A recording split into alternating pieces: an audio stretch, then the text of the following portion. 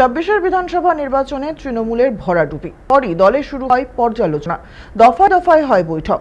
আর ঠিক সেই সময়ের মাঝেই তৃণমূল সাংসদ কাকলি ঘোষ দস্তিদারকে লোকসভায় দলের চিফ হুইপের পদ থেকে সরিয়ে দেওয়া হয়। সেই পদে আনা হয় সাংসদ কল্যাণ বন্দ্যোপাধ্যায়কে। তার মাত্র কয়েকদিনের মাথায় রবিবার বারাসত জেলা সভা পদ থেকে ইস্তফা দেন তৃণমূল সাংসদ কাকলি ঘোষ দস্তিদার। এসব নিয়ে যখন রাজ্য রাজনীতিতে চর্চা তুঙ্গে, ঠিক সেই সময় কাকলির দলের পদ তারা 24 ঘন্টার মধ্যে নাম না করে সোশ্যাল মিডিয়ায় ইঙ্গিতপূর্ণ পোস্ট করেন।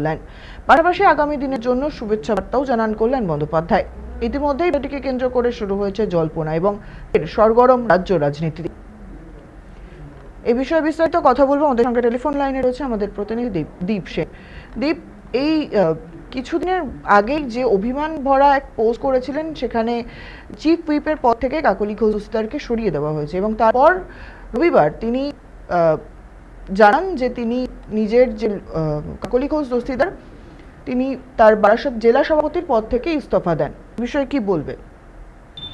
দেখো, কল্যাণ বন্দ্যোপাধ্যায় কল্যাণ ব্যানার্জি একটি সামাজিক মাধ্যমে আজকে একটি পোস্ট করেন। সেখানে কিন্তু একেবারে তীব্র আক্রমণ করে কোন একজন ব্যক্তির বিরুদ্ধে, এবং যেটা রাজনৈতিক মহলের অভিযোগ, এই ব্যক্তি যার বিরুদ্ধে তিনি এই পোস্টটি করেছেন সেটি কিন্তু কাকলি ঘোষ দস্তিদার। আমি তোমাকে প্রসঙ্গত বলে রাখি, কাকলি ঘোষ দস্তিদার টোটালি কিন্তু যে বারাসত সাংগঠনিক যে সভাপতি পদ ছিল, সেই সভাপতি পদ ছেড়ে দিচ্ছেন, এবং তার পরবর্তী সময় তিনি সাংবাদিক সম্মেলন করে কিন্তু জানিয়ে দিচ্ছেন এই গোটা ঘটনার কথা, এবং তৃণমূলের যিনি তৃণমূলকে সেই চিঠিও তিনি পাঠিয়ে দিয়েছেন। এবং পরবর্তী সময় কিন্তু কয়েকদিন ধরে কিন্তু কাকলি ঘোষ দস্তিদারের প্রসঙ্গে একাধিক অভিযোগ উঠছে তৃণমূলে, তিনি প্রচারে আসছেন না। পাশাপাশি কিন্তু যেটা রাজ্য যখন তার সিকিউরিটি তুলে দেয়, তখন কিন্তু দেখা দেওয়া হয় ওয়াই প্লাস ক্যাটাগরি তিনি সুরক্ষা পান। এর পরবর্তী সময় কালকে সাংবাদিক সম্মেলন করে তিনি যখন তার যে সাংগঠনিক যে সভাপতি পদ ছাড়ছেন, তখন কিন্তু তার দল ছাড়ার দল ছাড়ার একটা ইঙ্গিত, সেটা কিন্তু সেই সাংবাদিক সম্মেলনে ছিল।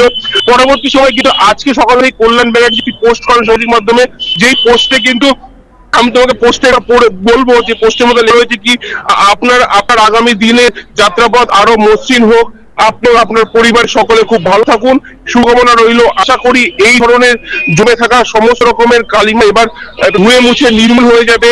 নতুন অধ্যায়ের নতুন অধ্যায়ের জন্য তাকে শুভকামনা জানানো হচ্ছে, এমনই কিন্তু পোস্ট করছেন কল্যাণ ব্যানার্জি। এবং এই পোস্ট থেকে কিন্তু একেবারে যে স্পষ্ট রাজনৈতিক মহলে, যেটা অভিযোগ রাজনৈতিক মহলে, এই পোস্টটি বারাসতের সাংসদ ডক্টর কাকলি ঘোষ দস্তিদারের উদ্দেশ্যেই করেছেন তিনি। এবং পরবর্তী সময় হলো যে তিনি যখন সভাপতির পদ ছাড়লেন, এবং পরের সময় কিন্তু তৃণমূল এখনো পর্যন্ত কোনো নতুন সভাপতির নাম ঘোষণা করেননি। এবার দেখা যাক নতুন সভাপতি বারাসত কে হয়। ধন্যবাদ দীপ সঙ্গে থাকার জন্য। 26 বিধানসভা নির্বাচনে তৃণমূলের ভরাডুবি, তার দলে শুরু হয় পর্যালোচনা, দফায় দফায় হয় বৈঠক। আর ঠিক সেই সময়ের মাঝে তৃণমূল সাংসদ কাকলি ঘোষ দস্তিদারকে লোকসভায় দলের চিফ হুইপের থেকে সরিয়ে দেওয়া হয়। সেই পদে ফিরিয়ে আনা হয় সাংসদ কল্যাণ বন্দ্যোপাধ্যায়কে। তার মাত্র কয়েকদিনের মাথায় রবিবার বারাসত জেলা সভাপতির পদ থেকে ইস্তফা দেন তৃণমূল সাংসদ কাকলি ঘোষ দস্তিদার।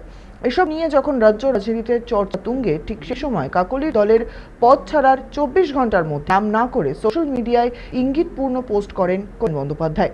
পাশাপাশি আগামী দিনের জন্য শুভেচ্ছা বার্তাও জানান কল্যাণ বন্দ্যোপাধ্যায়। ইতিমধ্যে এই বিষয়টিকে কেন্দ্র করে শুরু হয়েছে জল্পনা এবং ফের সরগরম রাজ্য রাজনীতি।